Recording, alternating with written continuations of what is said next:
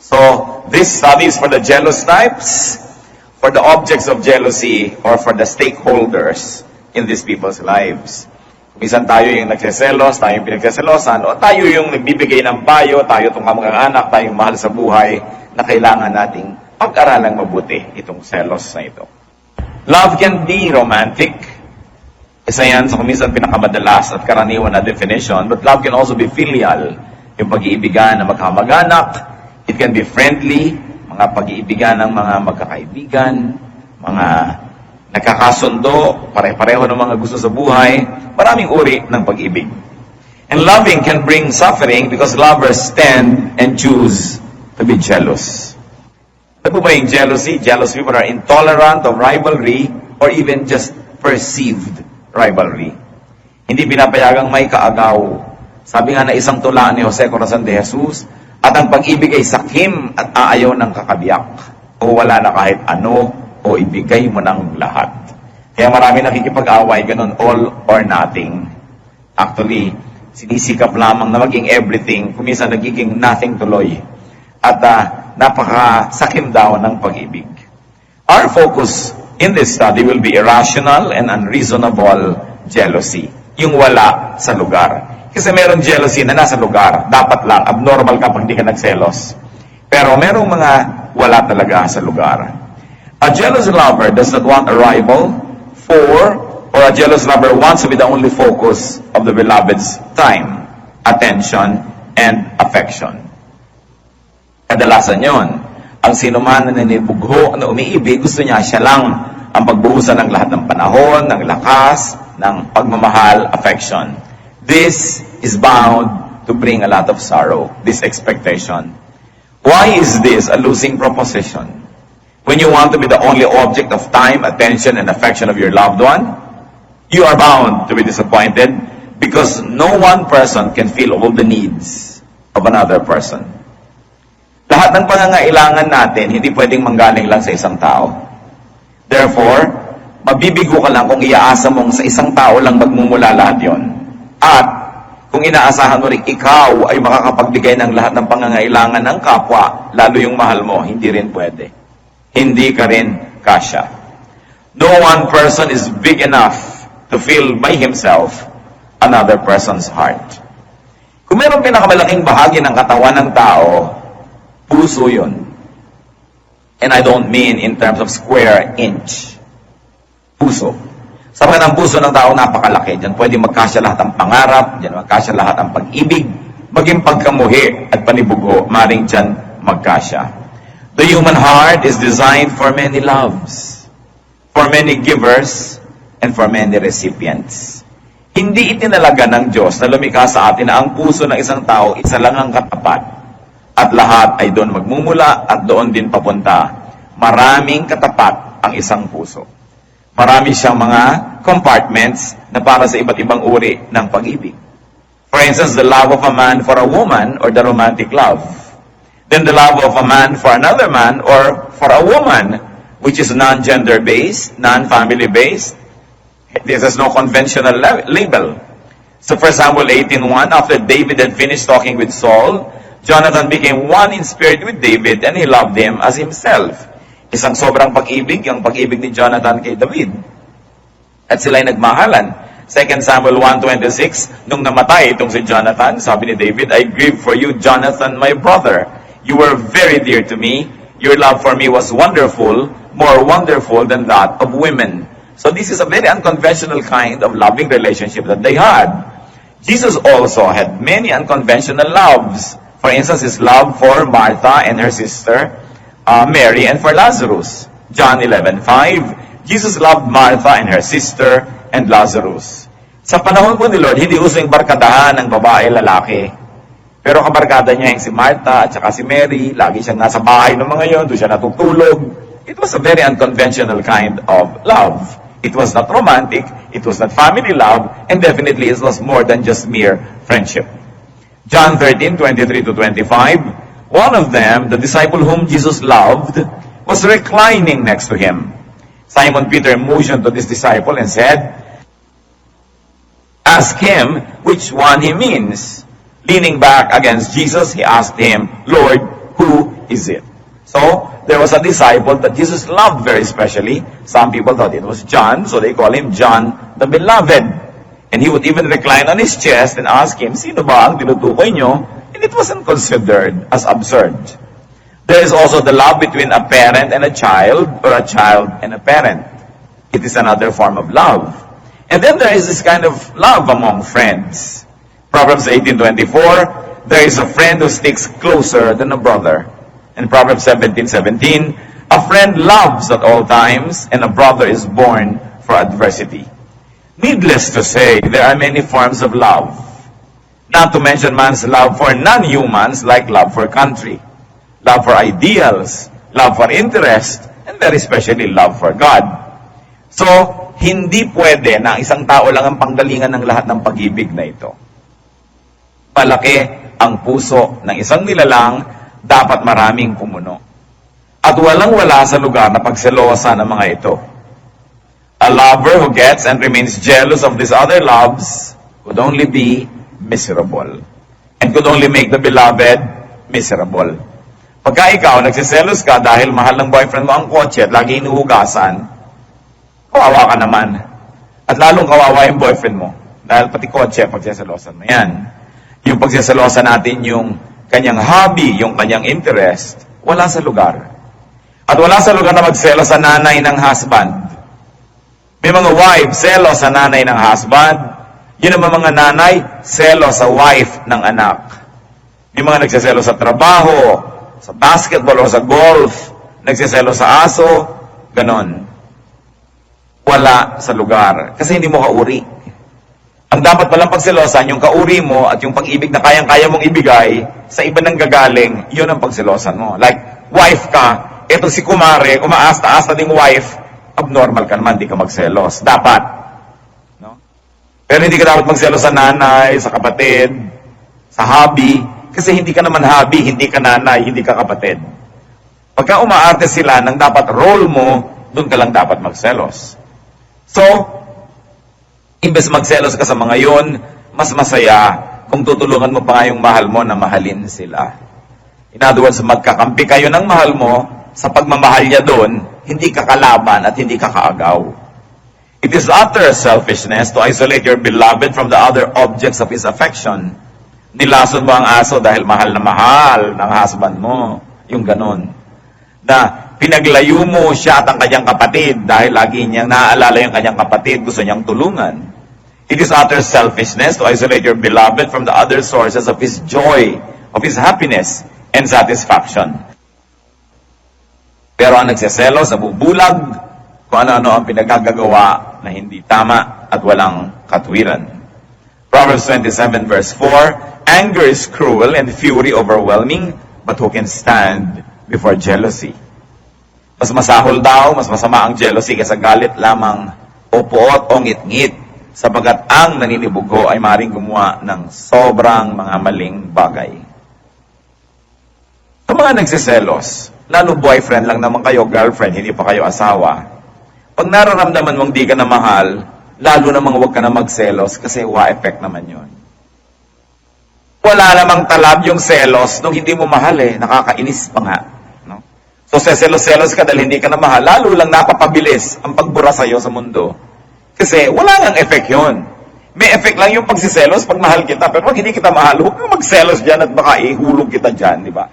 So wala. Lalo mo lang dinamadali ang pagkasira na inyong relasyon. The fastest way to speed up the deterioration of an already endangered romance or relationship is to add the poison of jealousy into the brew. Mali. Kahit talagang selos na selos ka na, it will not achieve anything para ipahalata mo pa o para magnag ka pa o manggulo dahil lalo lang lalayo sa iyo ang loob. Instead of being jealous, increase your self-worth. Pinag-uusapan natin dito yung romantic. No? Parang nawawala na siya, na-attract na sa iba. Aaway-awayin mo pa. Wala yon. Increase your self-worth for yourself, to yourself, and perhaps for other people to see. Para panghinayangan ka man lang o pag-interesan kang muli kung sakasakaling nawawala na ng interes sa'yo. Look good. Looking good is a great revenge. In fact, looking good is a very great argument. Dahil nakakapangit yung selos, lalo ka na ngayon na nawala ng ground. So, ang dapat, improve yourself instead of trying to destroy the object or the seeming object of your love's affection, improve yourself. Kayahin mo ang payo kay Ruth sa Ruth 3:3 ng kanyang biyanan. Kaya't maligo ka, magpabango ka, at isuot mo ang pinakamaganda mong damit. Kesa sa pinapabayaan mo na yung sarili mo. Lalo yung mga nagsiselos sa asawa, hanggang Asinggan, Pangasinan, nasusundan ang lalaki, na hindi na nakapaghilamos, hindi na nakapag-ayos, talagang puro alikabok na kasusunod, lalo ka namang hindi attractive nun. Kaya, hindi yun mag-work. When jealous, and for the ultra jealous, anong pwede nating ipahin mga kapatid? Enter God's peace. Mahirap yan. Wala na yatang damdamin na higit mahirap kaysa jealousy. Pero ang kasunod na nun, envy. Pero yung jealousy kasi may involved na love yan for the object. Surrender your bitterness, your jealousy, your envy and anger to God. 1 Samuel 1:10, in bitterness of soul, Hannah wept much and prayed to the Lord. Punong-puno ng kapaitan ng kanyang dibdib dahil hindi siya nagkakaanak. Dahil nagsiselos na siya sa naging ibang mga asawa ng kanyang husband, which was allowed in the Old Testament para magkaroon lang ng anak, hindi magkaanak yung tunay na asawa. Pwede ka magkaroon ng iba para matuloy na lang ang iyong lahi. Pero gano'n na lang ang hinanakit nitong si Hannah. So anong dinaan niya sa iyak? Iniiyak niya sa Diyos. At yun ay dininig ng Diyos. Yung kanyang mga iyak. Find peace in God when you're very jealous. Remember, this message is for the jealous one, for the object of jealousy, and for the stakeholders. Kung hindi kayo yung nagsiselos, hindi kayo yung pinagsiselosan, surely may mga tao sa buhay nyo na pwede nyo payuhan. Kaya dapat pa rin nating suriin at pag-aralan ang masalimuot na bagay na ito. Philippians 4:6-7, do not be anxious about anything, but in everything by prayer and petition, with thanksgiving, present your requests to God. And the peace of God, which transcends all understanding, will guard your hearts and your minds in Christ Jesus. So talagang ang comfort ng Panginoon ang ating pwedeng sulingan, puntahan, silungan, kung tayo ay hirap na hirap sa nararamdaman na pagsiselos. Reunite with God. Ano po ba ang ipinahihiwatig ng pagiging sobrang seloso o selosa? Ibig sabihin, sobrang na kayong umattach sa tao, maaari at the expense of your attachment to God. When we're very, very closely attached to God, well, we care for other people, even for your spouse or for our children or friends, we will not be shaken too much because our closeness to God will steady us and will give us anchorage and will give us a sense of direction and even shelter. So, pagka sobrang seloso ang isang tao, may posibilidad na malayo ang puso niya sa Diyos. Sobra ng dinyos yung taong minamahal, kaya sobra ng iniinda, kaliit-liit ang mga bagay, totoo man o hindi, na pinagsasalosan. Meanwhile, brothers and sisters, there is such a thing as rational jealousy. Yung tama lang. And rational jealousy can be caused by the beloved's one betrayal. Pagka kayo ay mag-asawa, you are bound to be faithful to each other. Naturally, if one is being faithful, the most natural thing for happen is for the other, the victim, to be jealous. Hindi yun irrational. Tama yun. Irrational jealousy na merong office mate yung asawa mo, nagngitian lang, nagselos ka na, pero inabutan mo magkakalong, hindi ka pa nagselos, abnormal ka. Dapat kang magselos. So, ang pinag-uusapan naman natin ngayon, yung dapat. May tama. Sabi nila, pagka merong nagsiselos, ibig sabihin may nagkukulang. Especially kung rational yung jealousy. Hindi naman lahat ng pinagsiselosan ay nagkukulang. Pero ang dapat ding isipin ng pinagsiselosan, bago siya magreklamo na ang selosa naman ng asawa ko, ang seloso naman ng asawa ko, dapat isipin mo rin baka nagkukulang. Kasi ang isang taong busog na busog sa pagmamahal, sa mga assurances, mga patunay at mga patotoo, hindi na laging magiging seloso pa. Malakay 2:14-15, saksi si Yahweh na ako'y sumira na kayo'y sumira sa pangako ninyo sa inyong asawang pinakasalan ninyo nung kayo'y kabataan pa. Sumira kayo sa pangako ninyo sa Kanya, bagamat pangakong kayo'y magiging tapat sa Kanya. Hindi ba't pinag-isa kayo ng Diyos sa katawan at sa Espiritu?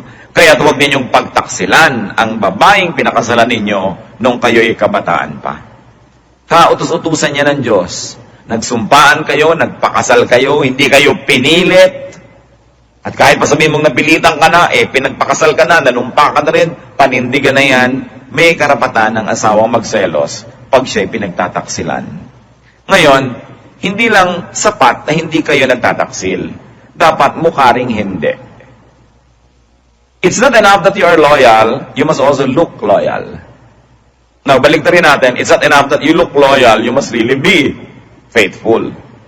So, sasabihin mo, wala naman akong ginagawa, ba't ka nagsiselos? Mukha kang may ginagawa Kaya ayusin mo rin yung ginagawa mo. Hindi sapat na wala akong ginagawa, pero mukha namang meron. Malay ba nung tao na wala kang ginagawa? Kung wala po tayong ginagawang kasalanan, mga kapatid, tayo lang nakakaalam. Pero yung asawa mo, hindi niya alam yon. May iba siyang iisipin, lalo't meron siyang dahilan para mag-isip. Hindi istorya yon, hindi yun reason na wala akong ginagawa. Dapat mukha rin na wala. Pinakakadiin-diin ko yan kasi madalas pag-awayan yan No?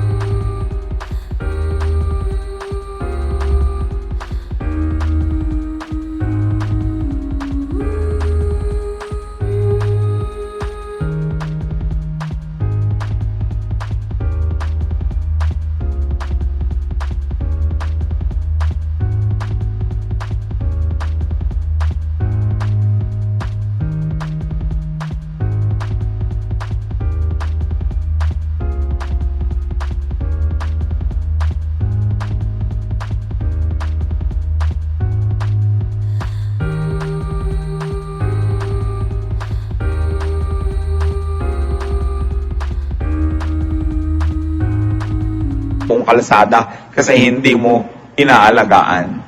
Napakagandang basahin po ang Biblia kasi punong-puno ito ng mga katuroan, hindi lang pangkalangitan, mga ulap-ulap at mga trompet-trompeta, kundi tungkol sa buhay natin araw-araw. Nandun talaga yun. So be faithful to your covenant partner. Rational jealousy can be caused by the beloved's neglect. Sabihin na natin na hindi kayo nagtataksil, pero neglectful naman kayo, negligent. Diba? Magsiselos din siyempre. 5 birthday na, hindi nyo pa naaalala. Diba? Sabi na nasabing masakit ang likod. Maglagay kang salon pass. Ganito lang ba yun? Kailangan ng himas, siyempre. Ba't ka pa nag-asawa kung hindi mo mamahalin? Neglect. Neglect sa oras, sa panahon. Hindi sapat na sabihin, kaya naman ako laging wala sa bahay, naghahanap buhay ako para sa atin. Hindi pa rin sapat. Kailangan mo pa rin ipaglaban na may oras kayo na personal ng asawa mo. May oras kayo naman na bilang pamilya. Ang maraming mga kababaihan, hindi nila nauunawaan at hindi naman laging sinasabi sa kanila dahil nahihiya sila laking sabihin. Pero maraming mga husbands na sineselo sa anak. Kasi yung babae, mula nung nagkaanak, anak na lang ang inasikaso, anak ang kasiping, anak ang kasama, parang inahing manok, naliligiran ng maraming sisiw sa kanyang kama, hindi na makalabit ni mister, hindi pa alas 2 ng umaga. So, napagseselosan pati anak. Lalo ang mga Filipina, guilty dito. Pag nagkaanak na, nalilimutan na sila yung wife. Nagiging na lang nanay. Magkakakampi lagi yung mag-iina, magkakasama, bulungan, tawanan, at kadalasan yung tatay ang na out of place. Dapat, the bedroom and the matrimonial bed is for the husband and the wife. Children off limits. Dapat ganon. Iisa ang aircon. Pasensya na kayo, mainitan. Pa-aircon ninyong anak nyo kung gusto nyo siyang nalalamigan. Pero hindi pinagsasama yan. Wife, you are first a wife before you are a mother. And one of the best ways to be a mother is to be a good wife first.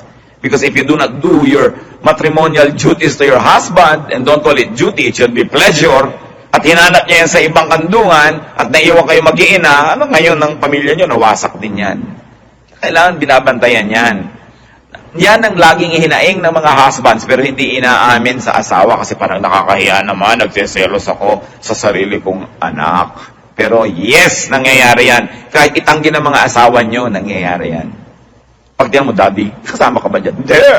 Kayo maniwala, nagseselos din yan. Siyempre, ayaw aminin. Don't neglect your spouse.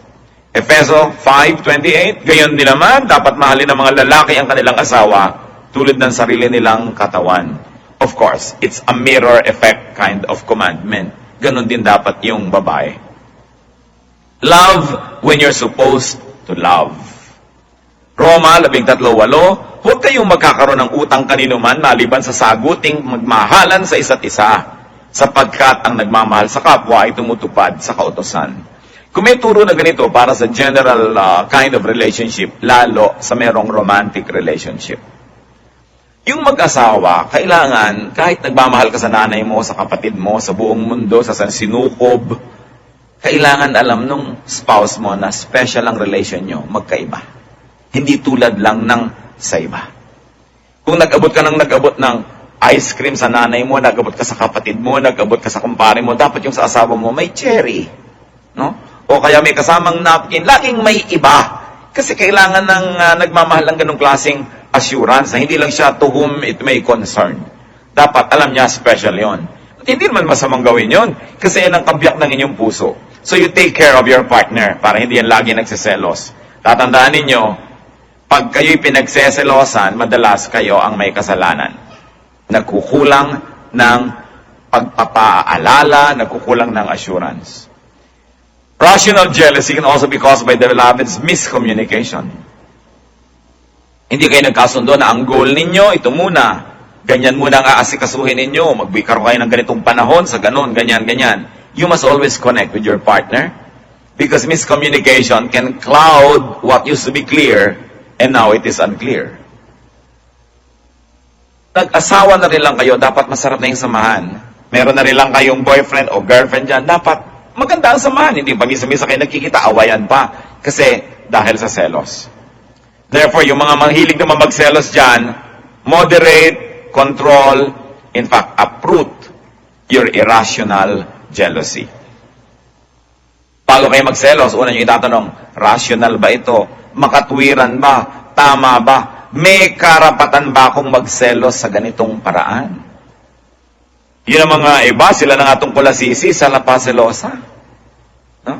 Sila na nga itong nakikihati at nakikiambus-ambus. Siya pang, ayan na naman, no, chibuena, nandun ka na naman sa pamilya mo. Siyempre!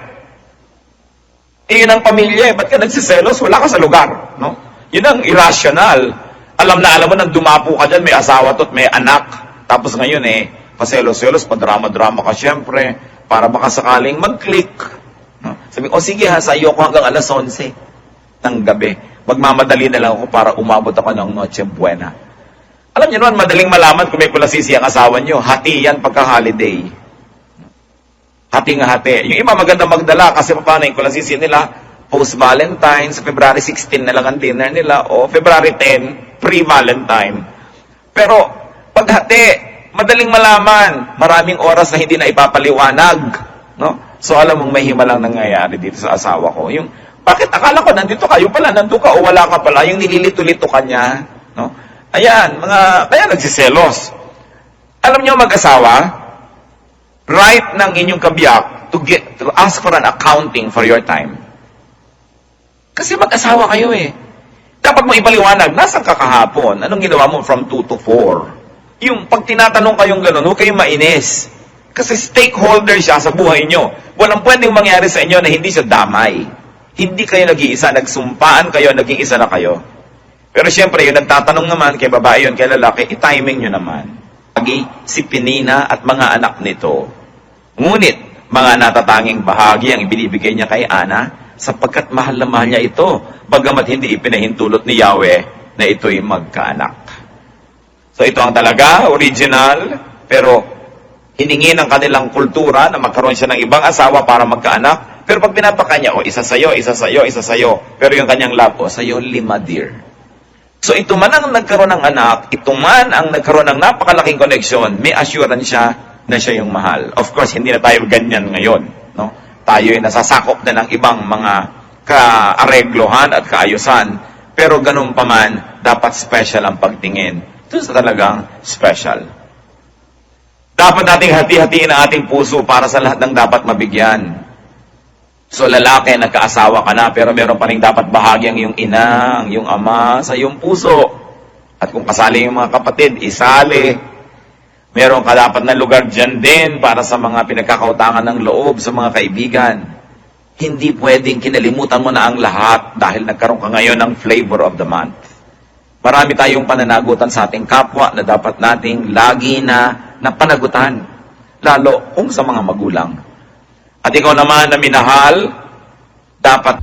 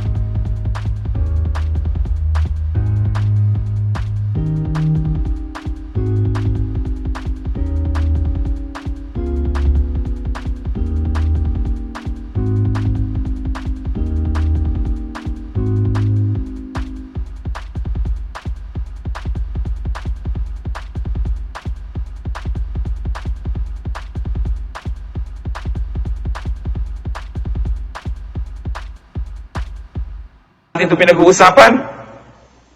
Because ang gusto ng Panginoon para sa atin, peace. Peace. Napakaligtalig ng isang puso nagseselos. Mahirap dalhin. Hindi ka makatulog, di ka makakain, di ka mapakali. Yan ay isang parusa sa espiritu ng tao. Kaya kung ikaw kayo maselosin, dapat kang gumawa ng paraan para yan ay mabawasan, maging rational ka rin. At gusto ko ulitin, ang pinagseselosan, madalas may pagkukulang. So, kailangan ding mag-isip-isip. Aming Diyos, sa pang-araw-araw naming buhay, nais namin kayong patuloy na sambahin. Nais namin na kaayusan nyo ang maghari sa aming buhay, lalo sa buhay mag-asawa, sa buhay ng mga magkasintahan, sa buhay ng mga taong nagmamahalan, at maraming mga mahal sa iba't ibang uri ng paraan. Ituri mo sa amin, Panginoon, na magmahal sa tamang panahon, sa tamang paraan, at nang sa ganun ang buhay namin, higit lalong maging maayos. At sa kaayusan nito, maging malaya kaming maglingkod sa inyo, maging malaya kaming umibig ng aming kapwa, at maging malaya kami na paasensuhin pa ang aming espiritualidad.